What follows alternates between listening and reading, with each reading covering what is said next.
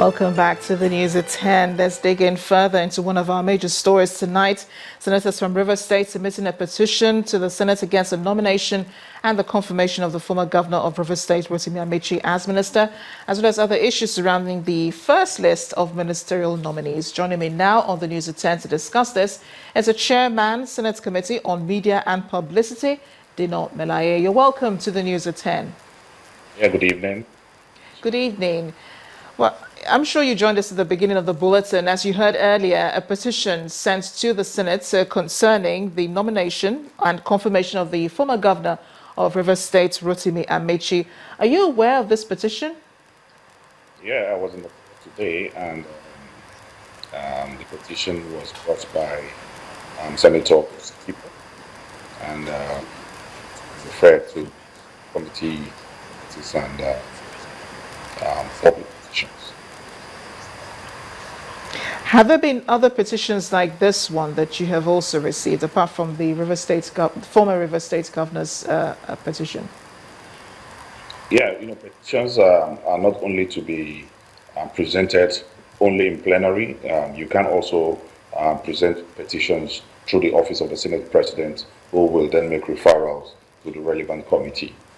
The petition from the senators from Rivers State is not the only petition received, and we will continue to receive petitions till after the screening exercise. What do you intend to do with them as you receive them? The Senate, especially the 8th Senate, is a very responsible Senate, and all petitions will receive the attention of the Senate, and the Senate President, in his wisdom, has referred this particular petition in question to the Committee on Ethics and Public Petitions, and I'm sure it will be treated. Will this in any way affect Mr. Amechi's screening next week, next Tuesday, when he appears before the Senate for the ministerial screening? Actually, I do not have the celestial powers to read the future. I cannot say what will happen and what will not happen, but I will not also want to go into the body of the petition, because I'm a member of the Ethics and Privileges Committee on Public Petition, and it will rather be prejudicial to begin to make comments on the petition. But you said severally that concerning the names of the nominees, that the screening will not be business as usual. Do you still stand by this for next Tuesday? We still maintain that we are going to, by the grace of God, screen all nominees expeditiously, but diligently. And it's not going to be business as usual, because the 8th Senate is particularly about, we're standing on 3 fundamental principles, and our first priority is the people, second priority the people, the third priority the people. The Nigerian people is the ultimate, and that is why we want to make sure that we give Nigerians ministers that will do the bidding of the people. Which is why I will refer again to the question I asked before this one, which is whether those nominees who have petitions against them or some complaints whatsoever, whether they would also be given the same thorough screening or maybe extra thorough screening at the Senate next week. As a tradition and custom of the 8th Senate, all petitions will be looked into, will be investigated. The veracity, authenticity of these petitions will be investigated, and at the end of the day, a conclusion will be drawn. Mr. Melaye, thank you so much for joining us on the News at 10. Thank you very much. I've been speaking with the Chairman, Senate Committee on Media and Publicity, Honorable Dino Melaye. Now, 24 hours after the ministerial list was read on the floor of the Senate, the President summoned a meeting of the leadership of the National Assembly and the Presidency. That meeting is still ongoing. Attending it is the President of the Senate, Bukola Saraki, as well as the Speaker. The media has been barred from covering that meeting, but we do understand that the President is meeting with the National Assembly members as a way of softening the ground for nominees expected to appear before the Senate next Tuesday. In other news, Governor Idris Wada today flagged off his re-election campaign rally at Aimba, the Kina local government area of Kogi State. The governor promised that the people, if promised the people that if re-elected a second time, he will develop the agricultural sector and empower youths. Also, the rally ground, the People's Democratic Party in the state received over 5,000 decampees from the All Progressives Congress.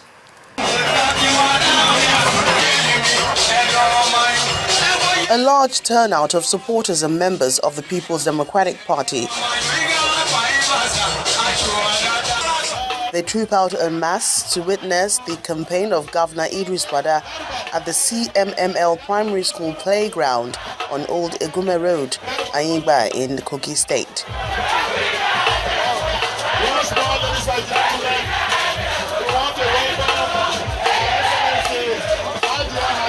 Enthusiastic supporters joyfully received the governor as his arrival signals the commencement of the event.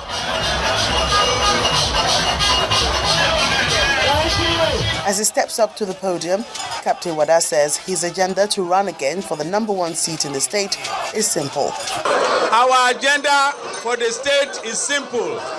It's a transformation agenda based on agriculture, based on infrastructure development, based on human capital development, and based on industrialization.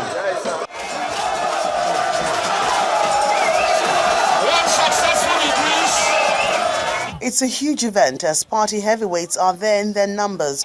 One after the other, they state their resolve on Governor Wada's candidacy. PDP! Power! A major highlight of this campaign is the official welcoming of new members of the PDP from the APC.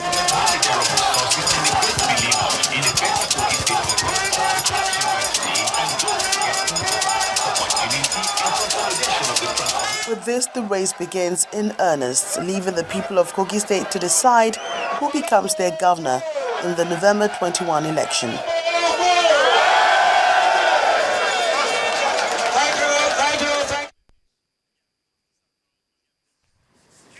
Joining the rest of the world, the Nigeria Labour Congress has marked the Decent Work Day with a rally calling for an end to casualization, salary delay, victimization and other workplace vices. The president of the Labour Union, Ayuba Waba, who led the rally in Lagos, says no more will workers be maltreated. He used the occasion to call for stronger unity within the Labour Union.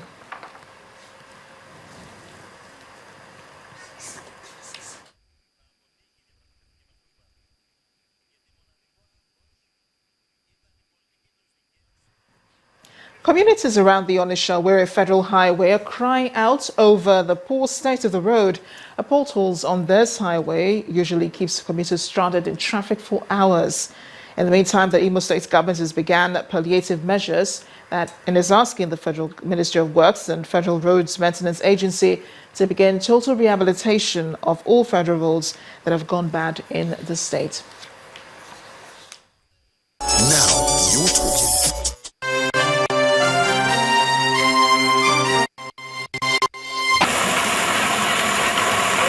This is the popular Owerri-Onitsha Federal Highway. It also serves as a major link road to other southeast and south-south states. The dualization of the road, which was initiated by the Olusegun Obasanjo administration and completed by the Goodluck Jonathan administration, was good for commuters until now. Initially they did it, it's very nice, but at the point, getting to spoil because there's no drainage that causes it to spoil like this. For past 1 month now, or a month plus now, the road has been bad. It's not easy, it's not free for people to enjoy. Whole life has been taken here. It's just because of, you see what is happening now? It has not been easy for people to move. Okay, watch over there, you can see a serious hold up there. Maybe somebody might decide to cross the way, and maybe all these people that are coming down from Lagos, maybe they won't know, and somebody will come and it will hit them down. There are many bad spots, especially this one in Irete community.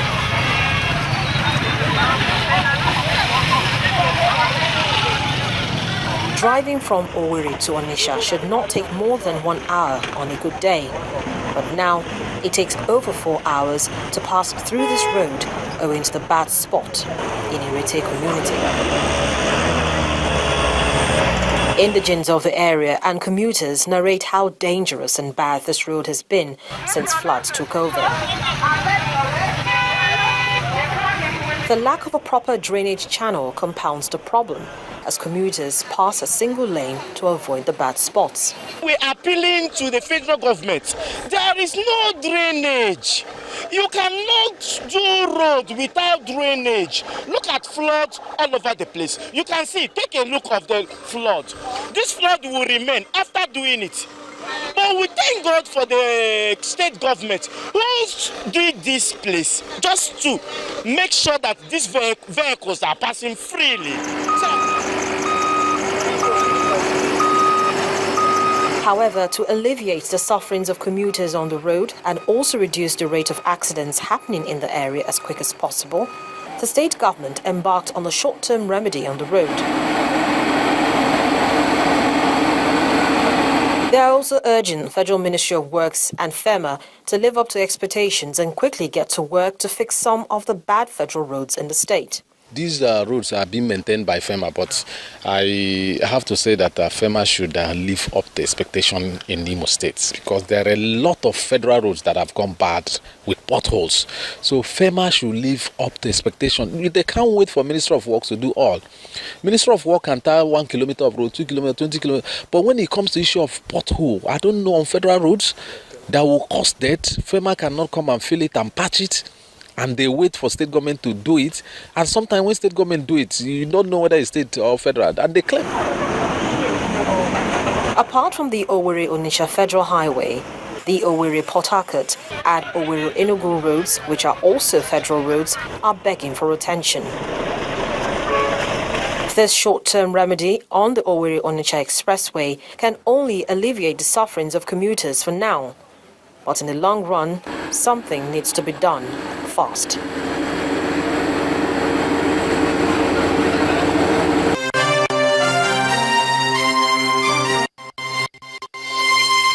Etisalat, now you're talking.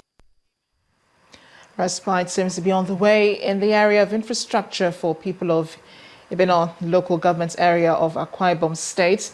This is in view of the planned second phase of the Opolom Atabrikang Road embarked upon by the Niger Delta Development Commission. Kicking off the project, the management of the NDDC says the road will open up the state to more investors. This is the commencement of the second phase of the Iwu-Chang, Okpolom and Atabrikang Road project in Ibeno local government area of Akwa Ibom State.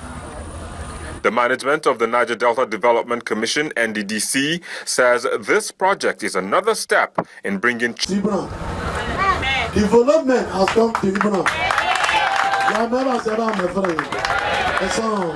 This road construction of the Ibeno community of Akwa Ibom State call a welcome development and are asking the federal government to not relent on its funding of the NDDC. We are here, we the Ibano International Last, we're giving our consent to the flying of these projects.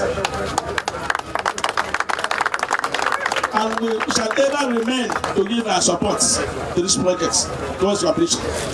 And will be dice in the son or that of the borough who may be instrument block to this process. Amen. We want this project to succeed. The 5-kilometer road is a continuation from the 600-meter Ibeno Bridge, which is to link up another 36-kilometer eastern Obolo Road. As the plan I usually said, within the next 2 years, if funding is not a problem, we'll be through with this job. When completed, the road is expected to provide a link between 9 coastal settlements that were locked up in a swamp. Time now for business news now with Loretta Chogo. You first. First Bank.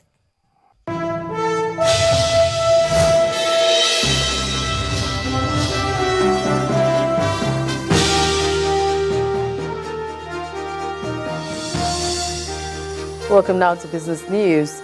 The Manufacturers Association of Nigeria, MAN, has commended the federal government's decision not to endorse the ECOWAS-EU Economic Partnership Agreement.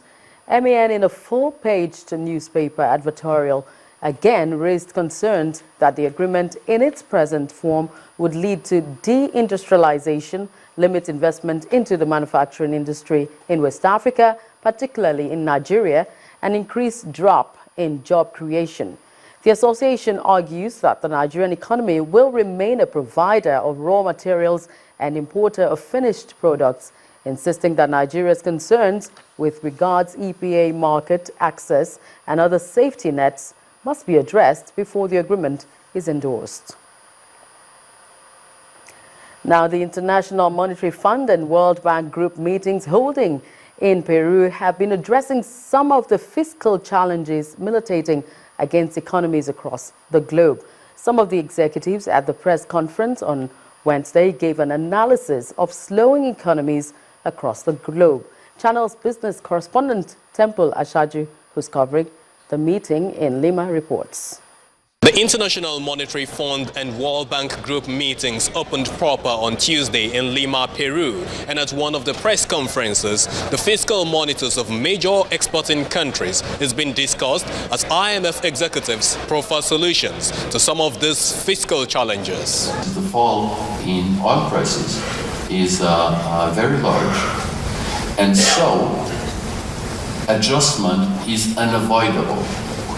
But countries that have strong buffers, we have seen here the example of Norway, can adjust at their own pace and can even decide to support their economy in the short run. It may be easy for countries with strong economic buffers like Peru to adjust, but for weaker economies, the IMF believes that such countries must cope with the pressure. These countries have to adjust more urgently. They have to adjust, in some cases, under pressure. Nigeria's revenues from oil is down by about 40%, and with a moderate debt-to-GDP ratio of 12%, the IMF says debt can be serviced based on existing revenue flows. It will have to increase revenues from non-oil sector, which means perhaps raising the VAT by improving the quality of spending, including by reducing or eliminating the energy subsidies further, and also improving the design of corporate tax. And the Nigerian delegates are expected at this meeting later this week. It is expected that by their arrival, more issues regarding the commodities markets of Africa will be discussed. Temple Ashaju, Channels Television News, Lima, Peru. Market indicators at the Nigerian Stock Exchange closed in the red, dropping by 0.62%. For details, here's Harriet Agbein.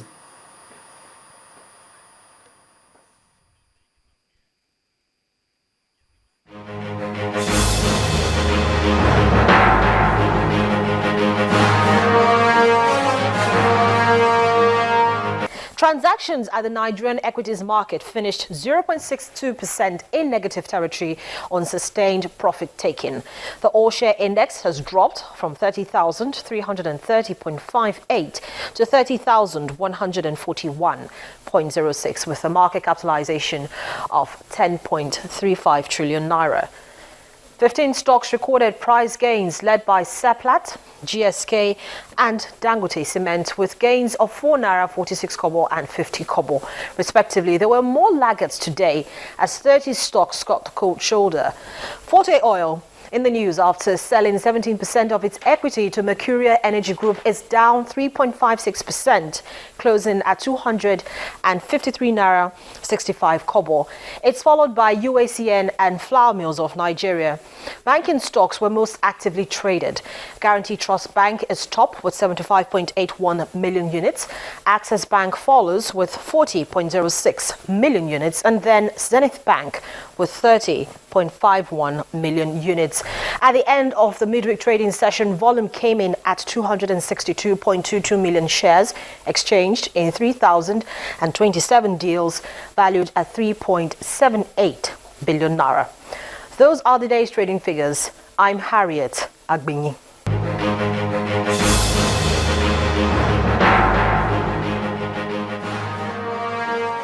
Thank you, Harriet. And before we go, it looks brighter at the global stock market. Let's take a look.